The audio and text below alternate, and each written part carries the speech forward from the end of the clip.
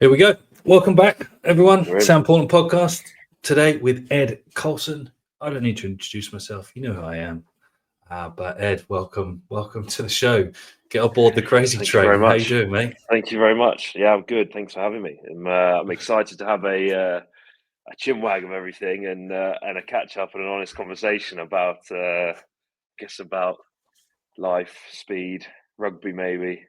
Everything. I guess. Thanks for having me.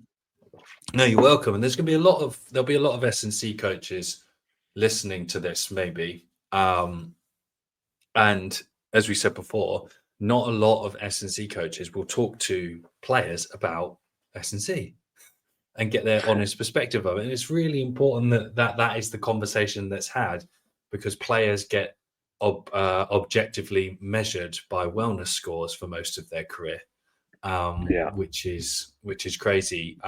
So for those who may not know, just brief summary, basically who you are. Yeah. So I've played professional rugby for the last 10 years. Been at various clubs.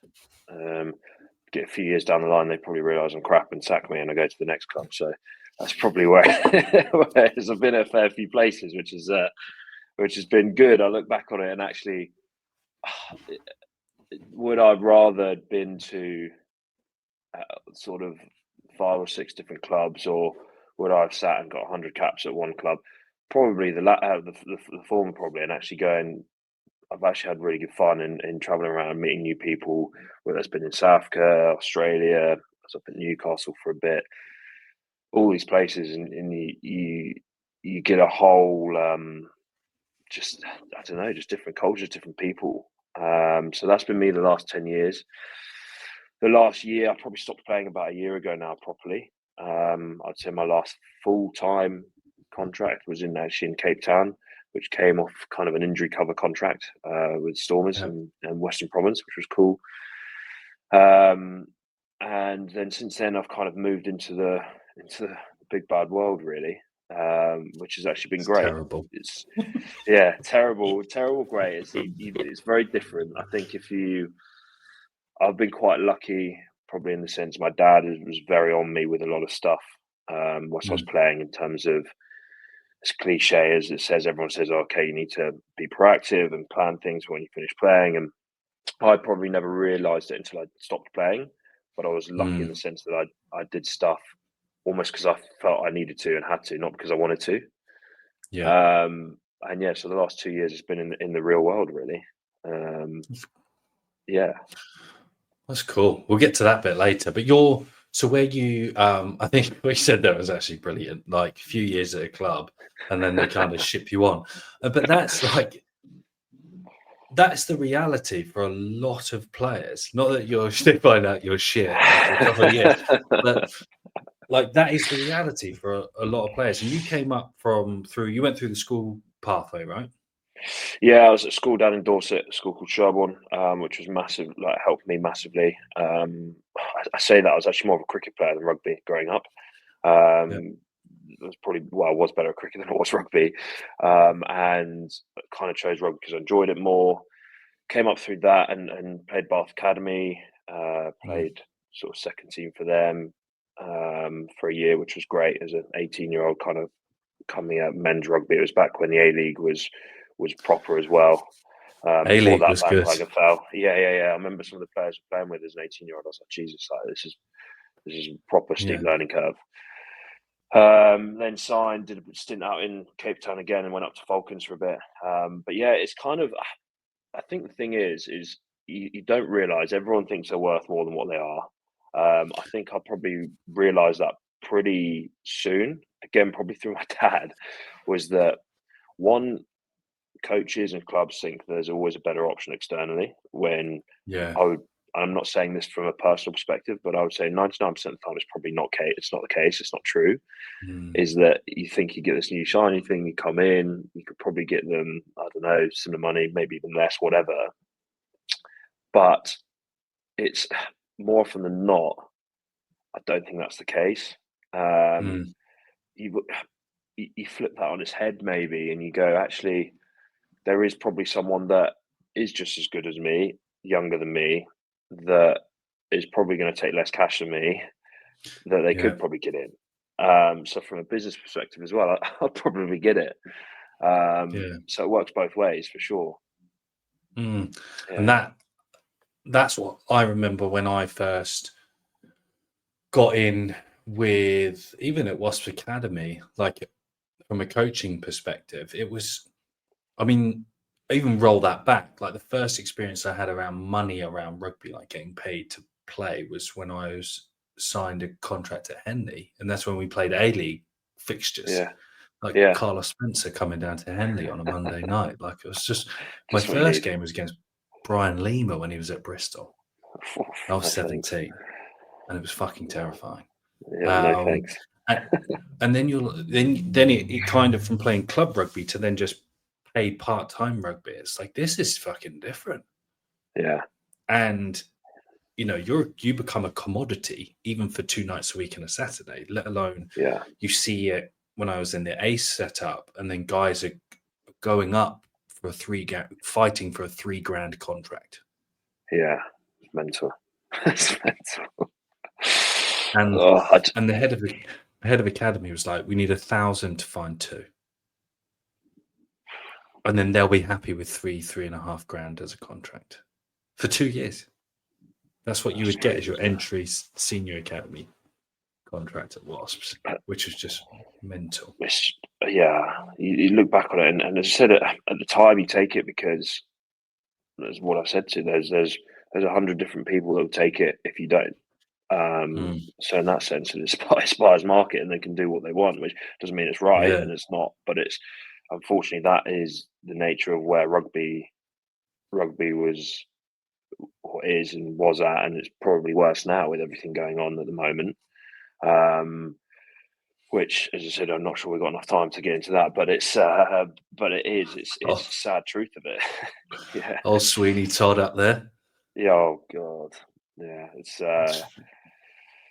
It's crazy how, I mean, even things that are coming in now, like the central contracts and the changing the Yeah, stadium name to Allianz Stadium, that should have been done 5 years ago. That was put on the table 5 years ago, and it was like, no, yeah, it's not the old traditional rugby way and all this kind of stuff. It's like, hang on, like I get you from a finance. I mean, you look at cricket, for example, and the strengths that they've gone and how much they've boosted as a sport and everything that yeah, comes. And Brendan McCullum, I know, talks about it as we're not competing against other sports. We're competing against entertainment industries here, cinemas, whatever it is, and we want people bums on seats. Is financially, how do you balance that out? And I think these things that come in play now, I said, should have happened 5-6 years ago. yeah, I just haven't. yeah. And so when you're like Bath Academy, Mm. and I mean at that age, so you would have been what, 18? Yeah, I was 18. Yeah, 18 years old. Yeah, still at school. My last year of Senior, school. Yeah, senior and then my first contract. year out of school, I never actually I never actually signed a academy deal with Bath. So my initial Yeah, plan was to go to university, to Bath University, yeah, yeah. and that was, and I remember exactly what I needed. They said that if I would get, because Bath being a good university, they're like, right, if you get AA, B, AA levels, great, you'd be in. What I wanted to do, I think it was A star AA that I needed, and I said, I'm Mm, probably going to struggle to do that.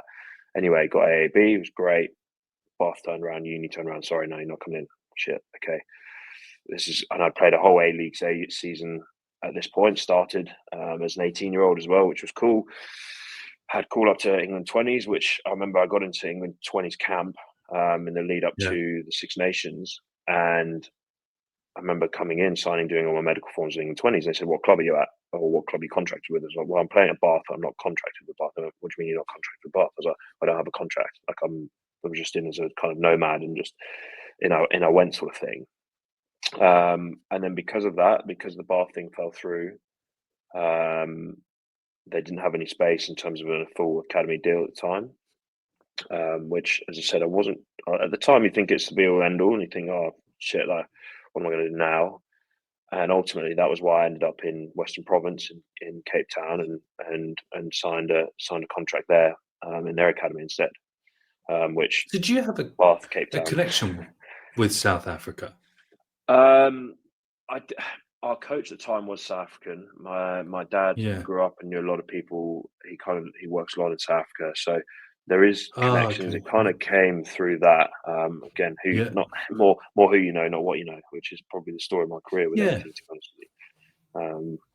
Yeah, That's cool. And again, like playing for a Premiership side and not being under contract is a big like window into the structures of professional sports. Still, there'll be loads of that yeah. still going Uh, on. I I actually think nowadays, especially, that's kind of the way rugby is going to go a little bit. Where you look at it now, there's a lot of players that have 3 or 4 month injury cover contracts and they go over and do the MLR in the US, or then they come and do this, where it's like actually they're not. They might be on trial and then on pay as you play kind of basis. I mean, I've done it myself.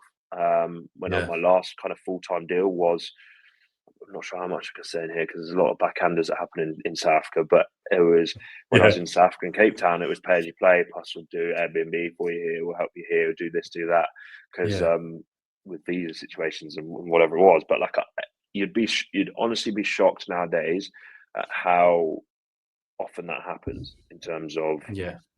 yeah that kind of mold and that structure. Well, publicly, like that, Sarri's got caught out, but everyone in the Vinopolo family was on staff at Saracens.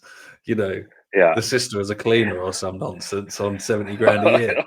So Yeah, honestly, that's completely true. I won't name names, but there was someone I played with who came up, and his wife did a cooking course for the academy once a month, and they paid her 120 grand a year.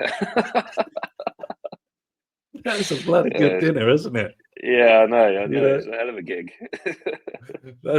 and so like and I guess was there like a jump um in terms of like the preparation side of it? Did you find that coming up through schoolboy and then going to more seniors, did you feel like there was a jump in terms of the type of training you're doing, or um, yeah, to be honest with you, it probably, again, speaking really openly with it, is it took me a while to work that out. I think Mm, when I signed for Newcastle, so this was after I'd come back from Cape Town, and if I'd wanted to play, I remember John Callard at the time, who's the under 20s coach. We were having calls when I was in Cape Town. He said, "Look, if you want to play for the 20s next year, you need to be a club in the UK." So, right, okay. Same as the men's system. I was like, right, fine. At the time, I had offers from Newcastle, Bristol, and Quins, which was cool because it was a 20s thing, mm, everything. Went with Newcastle because I thought be the chance of having the most game time, all that kind of stuff. It was great. yeah, Got this big year planned out of trying to make Newcastle debut, play in the Prem, play for the 20s, do the 20s, all this kind of stuff. And I just got injured the whole year. I tore my hamstring 6, 7 times in the year, different ones. Um, wow, and I really think I wasn't. It probably when I was injured, it's a very comfortable place to be. Like you're in the system, you're mm, great. You think, okay, it's this is cool. Like I'll get recovered. I'll be fine, and then we'll go again. You don't really take it seriously. I had mates up at uni there, and I was on the beers with them as well. When I was injured, I was fine. I'm injured. I'm not going to be in training. I can have a couple of beers, and I'll be fine. And to be honest with you, at school level, that's kind of what it was like. It was great, and it was the yeah, enjoyment of it and all that kind of stuff. And don't get me wrong, like it was such a mental turmoil from having 6 hamstring tears in the year, as I said, and mm, they were back to back, by the way. It was like one would go, then the next would go, come back, and week away from playing, maybe play one game, and then done again. So it was up and down, up and down. It wasn't like when you have one big injury where you're kind of building and building, and mentally you can kind of work your way towards something. It was so up and down. So there was an element where, okay, you still want to remain sane and enjoy mm, yourself, but as I said, I look back on that, and yeah, I was going out for beers on a Wednesday night, and I was injured, and it was like coming in and Thursday, and at the time you think, oh, it's fine, and they turned around to me at the end of the year, and I was expecting to have another year and go, and because I thought, I'm not saying this in an arrogant way of such, but I thought I was definitely I was good enough to be there. Of course, like I just yeah, couldn't get fit. And I couldn't understand that at the time when they said, "Look, sorry, your body's just not right for rugby." And that was what I was told at 19 years old. They're like, "You're going to struggle to play professional rugby." And I was like, I couldn't really work it out. They sacked me of this, but I look at it in any job, right? Is if you could be unbelievable. I'm not saying I was, but you could be unbelievable at your job. If you can't drive to work or you can't get into work and do your job, then it doesn't matter how good you are. And it was kind of the same thing as Yeah. rugby with that, I guess. So it's a Yeah. tough lesson, but yeah, it probably learned the hard way of losing a contract that to actually realizing, okay, this is what professionalism looks like, and you're not at school anymore. That jump up is significant. Yeah. And I think, from being the amount of conversations I've had in offices where they say, "Oh, he's just not robust enough to play rugby, just not durable enough to play rugby." And I always kind of refute that, because the game's not won in training. You have a responsibility to prepare players. And if some of our better players, and I know what you're like as an athlete, like some of the better players are more racehorsey. So you like Wade used to say, Tom Vandell, allergic to volume. Can't give them volume. They're just shut down. But Yeah. they're some of the best players the country's produced. Yeah. And so it's not the players' fault that they can't keep up with the arbitrary demands of training. Where the practitioners and the coaches have to be better at managing players. Yeah. I had I to think. Go on, Karen. Sorry, Sorry. I was going to say, I think like on that point, and something that you always very good at, and like I said, not been paid to say this at all, but something that you always understood, and I think that's because you probably saw the other side of it, is the best S&Cs I ever had throughout my career were actually the ones that kind of just said, "Yeah, do what you want." Like, and I know that sounds almost the opposite, but you have a framework around it, and obviously you know what it is, and you've got to be hitting certain bits and bobs. But there was times where, and I do think going back to the hamstring stuff, like I was the meters I was putting in, week out to get back fit. I was running so much, and no wonder. And I wasn't doing enough strength work. I had no strength in my hammies. I couldn't do a Nordic. I was coming back from a hamstring tear, and I couldn't do a single Nordic. But yeah, they were running me for days and days and days, no days off, all this kind of stuff. And actually, I realised that, like, I didn't realise then, but as I've over the 10-year span, is the best S&Cs without fail are the ones that go, "How are you feeling today?" "Actually, I'm struggling a bit here. This is a bit." "Okay, fine. Yeah, don't do that. You don't need to do that. We can do that another day. It's fine. Do this. It's slightly lower, whatever." Or actually, some days I've been in the gym and been like, "I'm not going to get anything out of this." And I'm like, "Right, fine. Like, just go chill, sit on a bike." And it sounds really bad that it's having the adverse effect, but it's not. It's as long as you're not taking the piss, there's a level of respect between both S&C and player. You get the best out of player easily. Yeah, I agree, and a lot of the coaches that will be listening to this as well, and maybe some players will definitely resonate with that, because there's metric-driven S&C coaches, and then there's coaching S&C coaches, and they're two very, very, very different approaches. And the former are just very data driven, and probably have never set foot on a field in their life.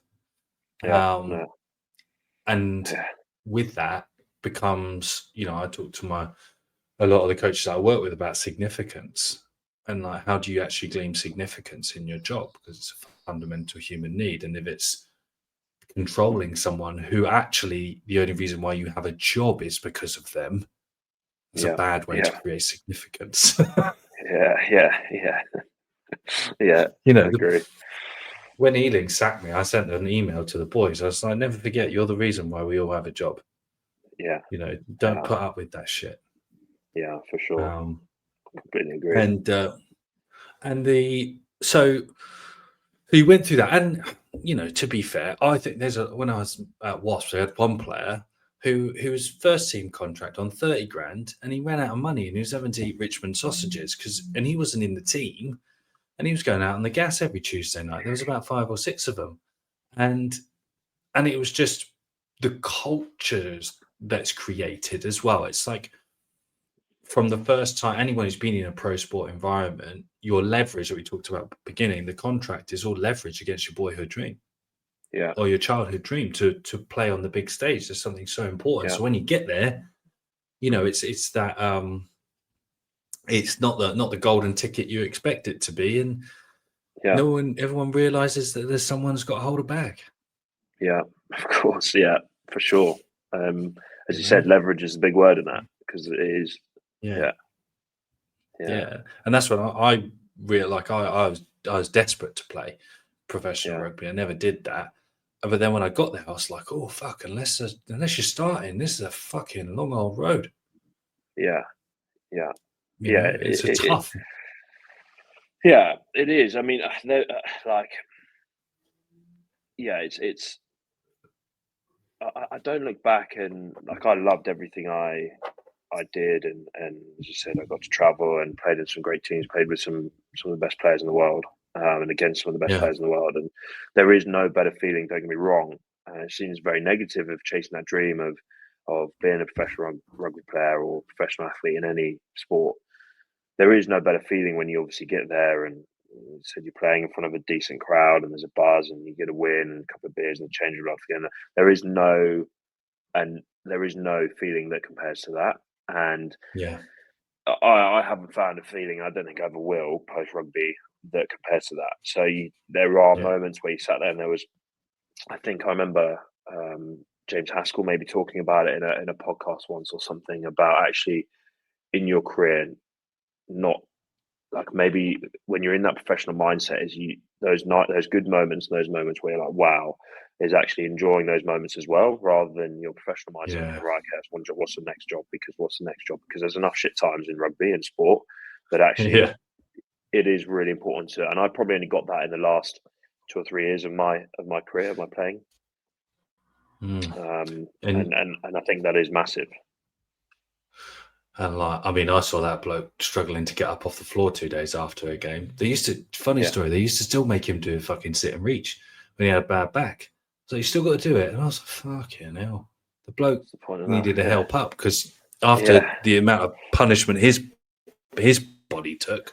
yeah, But so do you think that, so here's an interesting one for yourself, like with the changing, so you've had the stuff at Bath and it's not really gone the way that it is. And you know, to be frank, anyone listening to this, like most people in that environment will go on the gas when it's not going yeah, well for them. Because yeah, that's rugby. That yeah, happens. And it's just yeah, it is what it is. So, yeah, you know, there's nothing to hold against you there. But then going, right, well, fuck this. I'm gonna go to South Africa. New culture, new way of coaching, new system of thing. What was that like? Because that's quite interesting to me. do you know what? South Africans are hard to break into because it's a very sort of Mm. respect thing. Like once you earn your stripes there, which I like a lot because Yep. it's been like that. I think that was kind of ingrained in me, probably going to boarding school and from a young age. And my dad's quite like that, and he went to boarding school. That kind of shit. South Africa's massive like that. Until you earn your stripes, they're like, "Who the fuck are you?" And I Yep. went over as sort of an 18 or 19-year-old, and it was tricky at the start. I mean,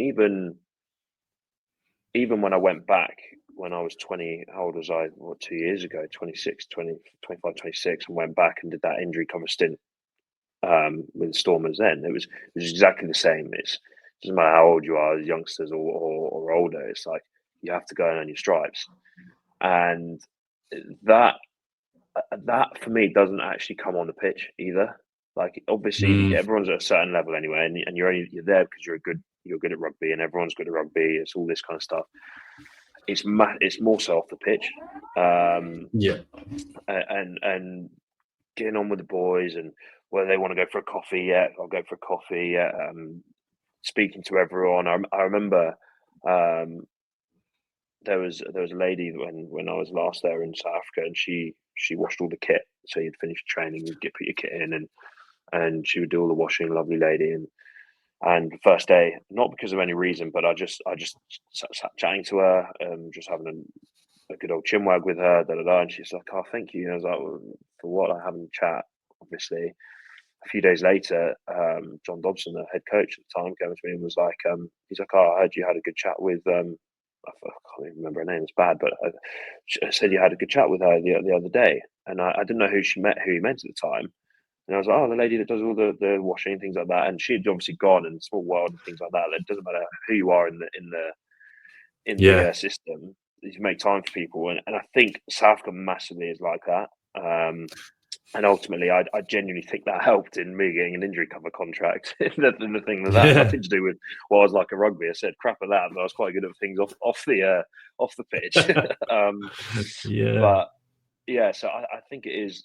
It's just, I guess it's just about being a decent enough human being, and same with Mm. coaches. And I've had, as I said, putting it back to S&Cs and strength and conditioning coaches that are right. This is the way. If you don't do this, that's it. And it's just like not even a nice way of doing it or a nice way of going about it. And if you've got a dickhead, they're not going to last long, no matter where you're at. It's Yeah. you don't last long. Yeah. I think what you made is a really good point that a lot of people should really understand there is that when players get to a certain level, they're there because they're really good at rugby. Yeah, Like yeah, you're good at rugby, so that's why you get there. And the amount of kind of actually I had a friend of mine as a guest, and he works a lot in football, and he's like, "Well, we do mm, fuck all. We don't influence performance. yeah, Like we yeah, don't. If we've got a player at the top level, yeah. there's not a lot that you can do." No, And like all of the yo-yo tests, the watt bike tests, the fat clubs, the yeah, beach clubs, like all of those things are marginally insignificant. What yeah, a good S&C can do is give confidence, yeah. 100%, 100%. I think because I. every Sorry, go on. Like there no, I you say go. because everyone's just really fucking good at rugby. Yeah, yeah, yeah. I think that's the thing is everyone's good at rugby. Everyone's a reasonable athlete. You talk about that confidence, whether it's S&C, physio, coaches, anything like that. I would probably say that for me was probably the biggest thing I maybe struggled with, um, and probably the thing Mm, that if I look back, in terms of okay, you've got your stuff you do at the club, but in terms of stuff that I did outside of the club, the two big things I did was one was speed, and obviously, as you know, I did a lot of speed stuff with you, and two was towards the end of my career, I was seeing a sports psychiatrist it was like a life coach as such, but and that honestly was the yeah, two biggest things, and any sort of young player or anything coming up and through and wanting to do it talking about taking your kind of career into your own hands or say you can't you can't beat speed if you're it yeah, doesn't matter what position you are if you're quicker than even if you're a front row forward and you don't but you've got that explosive power and whatever when you look at George with the football and stuff like that is that and actually the mental side of it and having that mental balance and that confidence and if it's not being instilled in you from coaches which a lot of the time it's not is knowing in yourself that okay, I'm pretty secure in myself here. And as I said, some of the best players in the world that I've played with, particularly actually in South Africa. I look mm, at Damien Willemse, for example, when I was training with him, and Sasha, who's now the current Springbok 10. These guys, okay, are good at rugby. Everyone's good at rugby, but why they're so good? Because every single time they get the ball, they're like, I'm the best here, and I'm like confident in their ability and confident in that kind of everything around them. mm. And the British system hates that.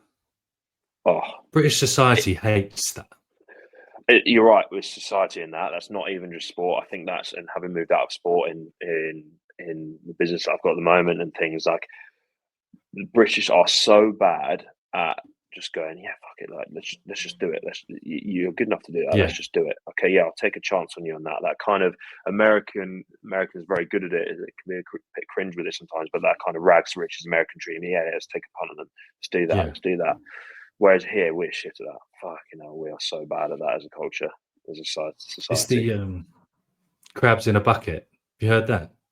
No, I haven't. So there's a reason why fishermen you never have to put a lid on crabs in a bucket, because Right. basically they'll never escape. Because when someone tries to escape, all the other crabs will keep them in there. They'll just bring them in. Yeah. There Yeah, you they go. just bring Yeah. them down. That's exactly it. Crabs in a bucket, and Yeah, that's exactly it. and it's and like rugby's been really good at rejecting those people who don't abide by Mm, that, like yeah. the Hinsons, the Ciprianis, like Sopranos. of Yeah. Yeah.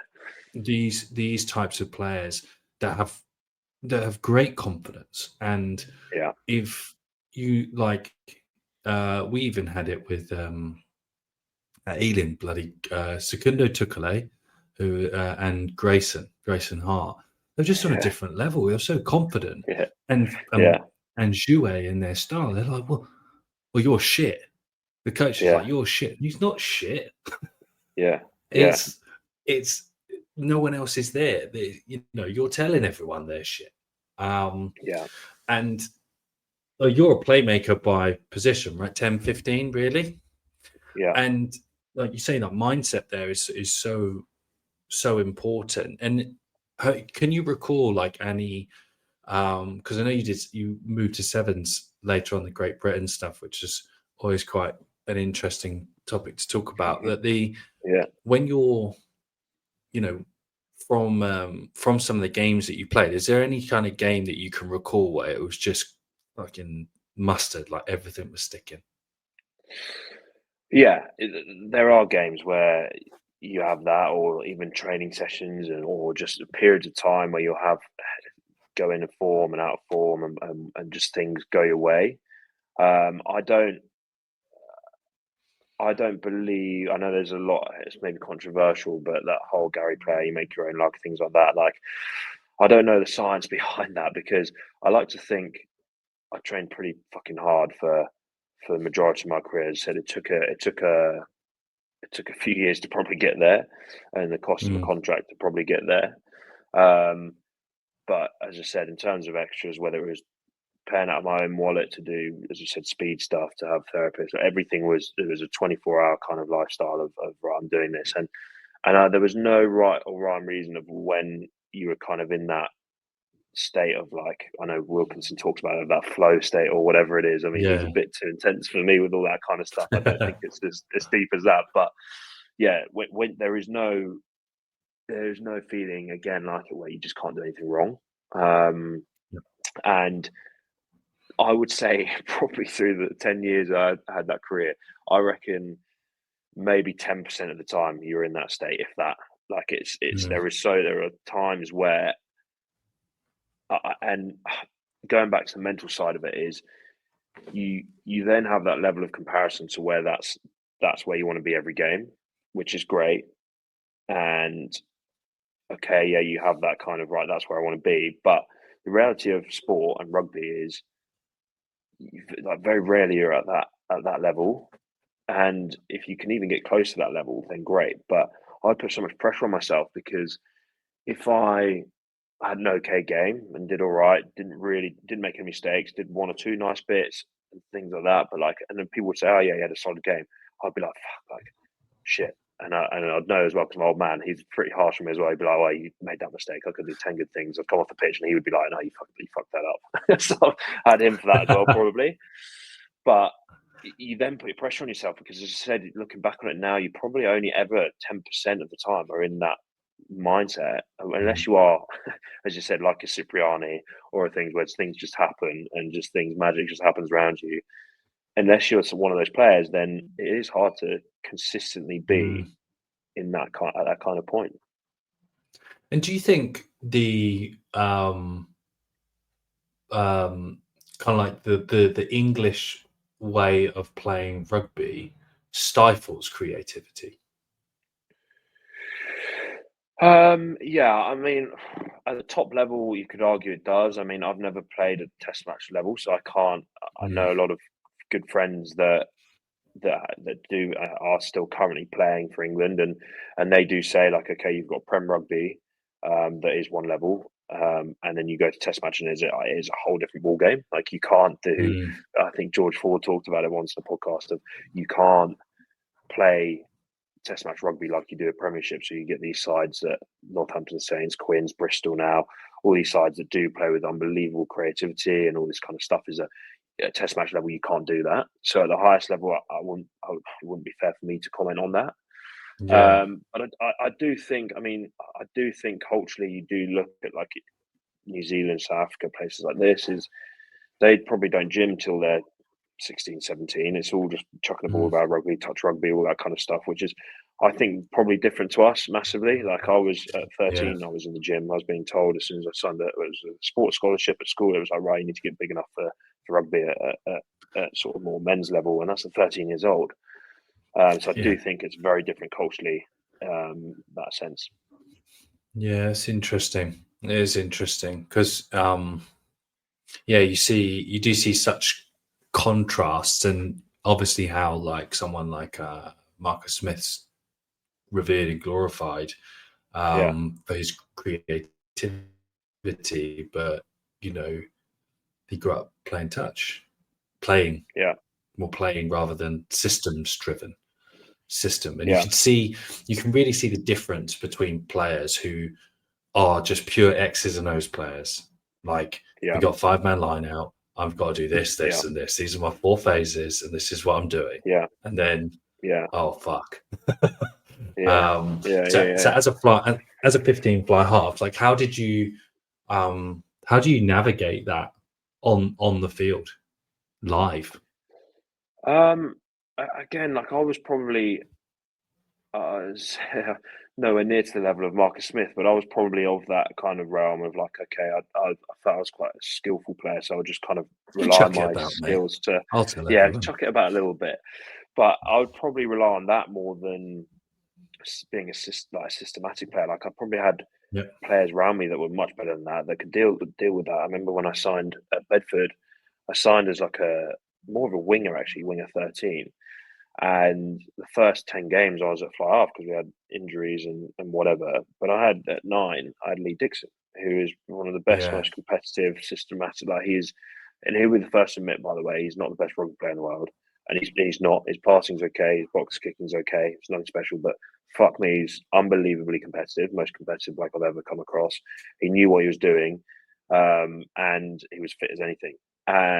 So things like that, I kind of knew that, okay, that's not my specialty. I know there's people around me that are much better. So all that system stuff, it'd be like, right, Dicko, you take care of that. I'll tell you when I want the ball and we'll get the backs going and do that.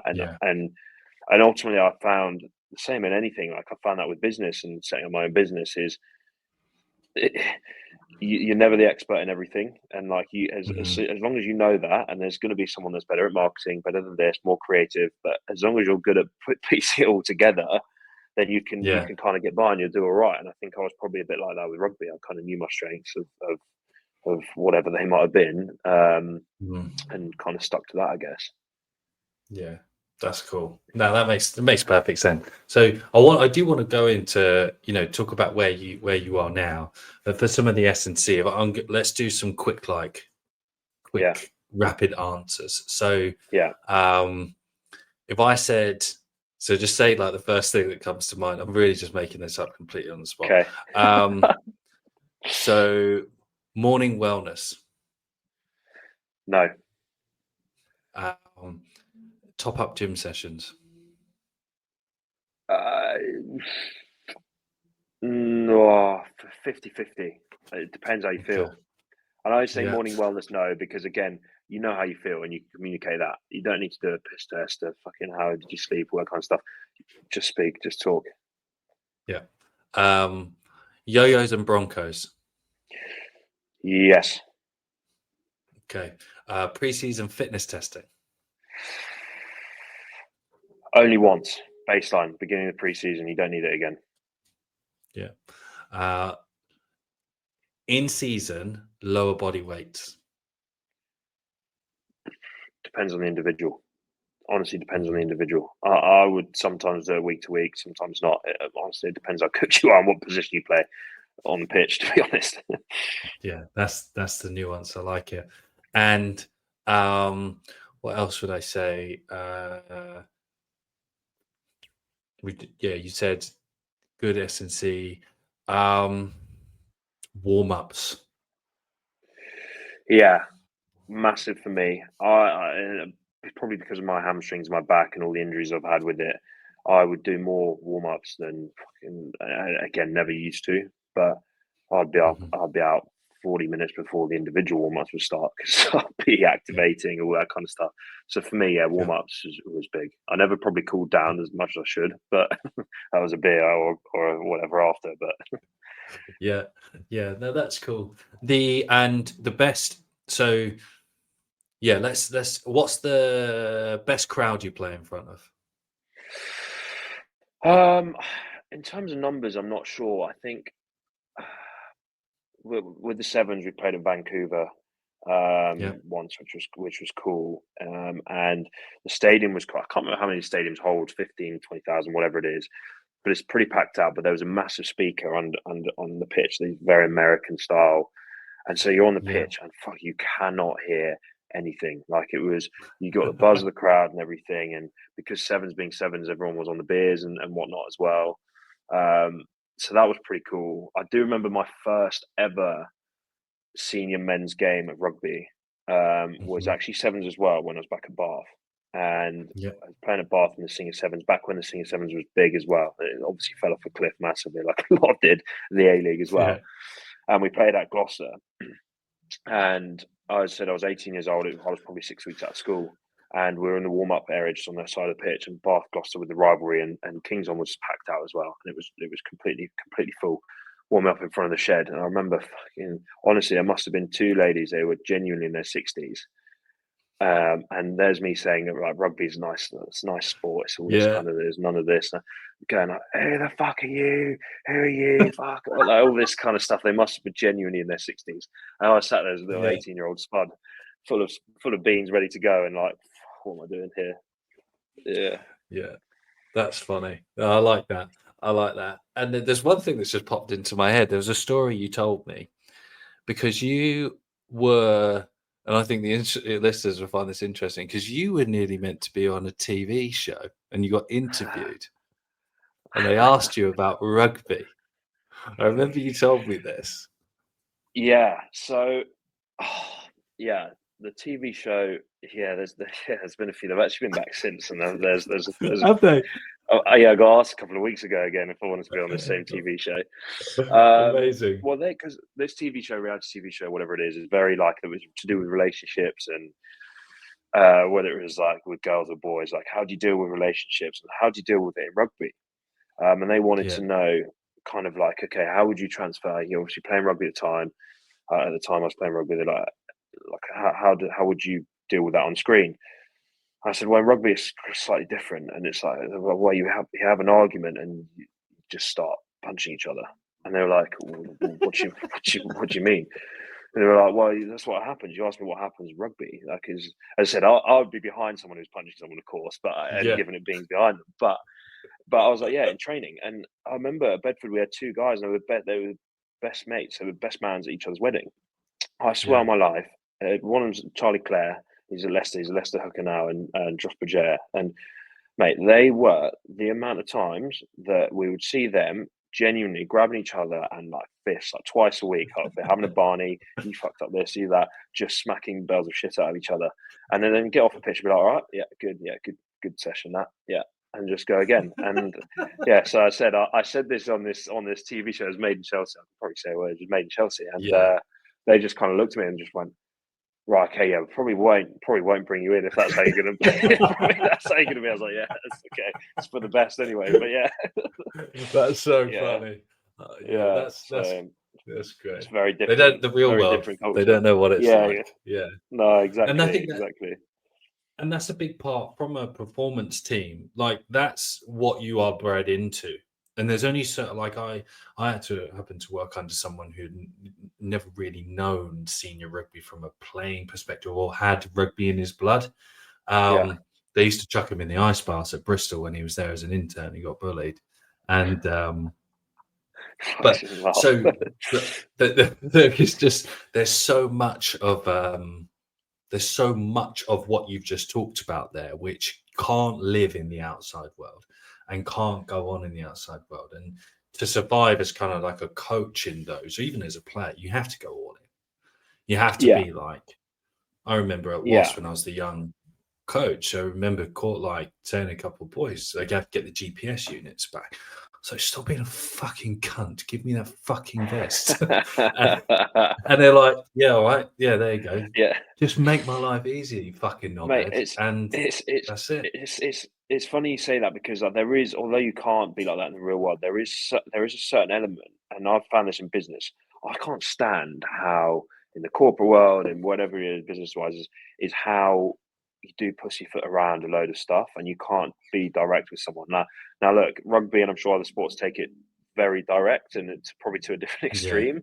But there is, you cut out the half an hour of going, oh, you made me feel like this, you do that, like that whole woke snowflake kind of culture Yeah. is. I just think it's like it's never personal. Nothing's ever personal. As long as you've got a good relationship with people, which again, from a coaching, whether it's S&C, whatever coach's perspective, if you've got a good relationship with someone, no player is going to take it personally. If you go, what the fuck are you doing?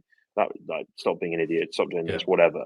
It just cuts out all the bullshit in between. And you, as a player, all you want to hear is the black and white and go, right, okay, appreciate that. I know you're a good bloke, good person, and you mean well, but I'll take that on board. Yeah.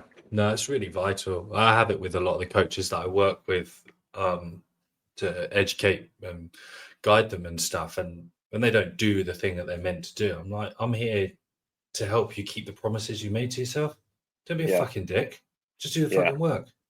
100%. And then we get progress. And Yeah, there's a lot of coaches that want to have their own businesses and build their own businesses, and because it's the S&C landscape has changed massively in the last 10 years as well.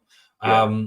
And so for you, like, obviously it seems like your dad was very influential with all the way through your career. And Oh, sorry, you're breaking up there. Didn't hear any of that. developing this edge, shall we call it? Okay. So have you got me back? Oh, there you go. Now you're back now. Sorry, I lost you on that bit. That's all right. So what I was saying, I'll start again. So basically, so after rugby, and it Yeah, seems like your dad has been quite a big influence you right from the beginning, and yeah, has developed some sort of edge that you have to keep yeah, being successful and keep being your own person. yeah. What are you doing now, life after rugby, transitioning into your own thing? Yeah, so I've got my own business in two different bits. Very random. One was legal headhunting for lawyers, which I did alongside playing actually on a commission base. Yeah. Again, no real interest in it, but just kind of fell into it. And the other one more recently now is paddle courts. So I've got paddle courts and building paddle courts and that kind of, to be honest with you, playing paddle was my fix post playing rugby of that competitive kind of edge with stuff and then kind of I again connected the dots with a few things. We've got a site hopefully in the new year going up in Kuala Lumpur of all places. Got Wow. one potentially again which is yet to be confirmed, but down in Bournemouth as well. So it kind of, and as I said, I didn't have a fucking Scooby about what I was doing and how to do it and all this kind of stuff, but just kind of thought, actually, I know someone here that could help with this and do that and whatever it might have been. I was just good at connecting the dots, really. And I think that Mm, whole aspect of that, there's a podcast that I listened to recently, which is kind of Matthew McConaughey says it. I think I reposted it on yeah. my Instagram as well because it couldn't be more accurate of how I've kind of want to live and how I like to live my life is whatever you do, just go in 2 feet. Fuck, just make sure you're going in 2 feet and you're giving it 100% of whatever it is, whether it's rugby, whether it's when I was joining a new club, whether it's been business. And as I said, well, I think even with the stuff I've spoken about you years ago when we were doing speed stuff, I was out of contract. I remember saying to you, like, I came to you and said, look, I want to play rugby for England Sevens. So I'm probably far away from it now. Let's just do it 2 feet in. Fuck it, I'm give everything I can. If it doesn't go, it doesn't go. It doesn't matter. And I think that probably for me, rugby taught me, and as you said, my dad probably taught me more than anything, was that kind of just run with it. And if it doesn't work, at least you can look back and go, fuck yeah, actually I gave it a good crack. And I think that's kind of said win, lose, fail, succeed. It's like you can't do anything about it. Everything else is like kind of out of your control as long as you gave it a good fucking whack. Yeah, man, best place to finish. Best place to finish. Yeah. And just for everyone knows, you did end up playing for England Sevens, and I so did. we got I the did, we got the fucking job done. Yeah, we got there. We got there. We did. Which is amazing. So for anyone listening who wants to keep an eye on your journey, where's the best place to sort of catch up with you? That's a good question. Probably Instagram, I'd say. Although I know TikTok's the new phase, the new trend. I've got TikTok, but I'd say probably Instagram. Yeah, the name on Instagram TikTok's is probably mental, mate. I know, TikTok different world. Nuts. Yeah, different world. My little sister was teaching me how to do it, and I was like, "Fuck, I'm too old for this." That's amazing. That's amazing. Right, everyone, thanks for listening. Make sure you stick around. We got some awesome episodes coming up. And do the right thing. Take a fucking day off. You work too hard. I'll see you on the next one.